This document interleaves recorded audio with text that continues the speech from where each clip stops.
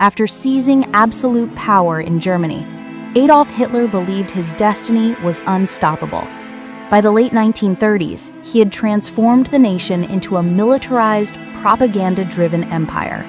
He controlled the press, eliminated political rivals, and pushed forward his extremist vision of racial supremacy. In September 1939, he made the decision that would change the world forever.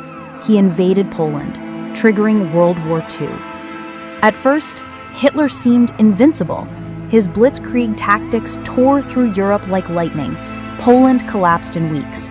Denmark and Norway fell. France crumbled in just 6 weeks.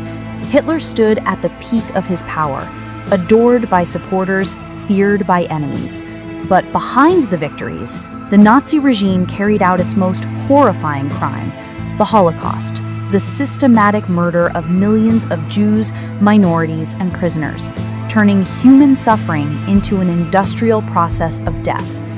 Hitler's grandiosity grew. In 1941, against the advice of his generals, he launched Operation Barbarossa, an invasion of the Soviet Union. He believed he could crush the Soviets in months. Instead, he awakened a giant. The brutal winter, fierce resistance, and his own refusal to retreat turned the war against him.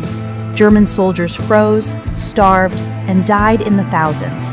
The tide had shifted. By 1943, the Allies were pushing from the west and the Soviets from the east. Germany began collapsing under the weight of the world's armies. Bombs rained on German cities, supplies dwindled, and faith in Hitler's leadership dissolved. But deep in his bunker under Berlin, Hitler refused to face reality. He issued impossible orders, blamed everyone but himself, and descended into a world of paranoia and delusion. By April 1945, Berlin was encircled. The once mighty Reich was reduced to rubble. Hitler, now frail, shaking, and isolated, understood that his empire had fallen.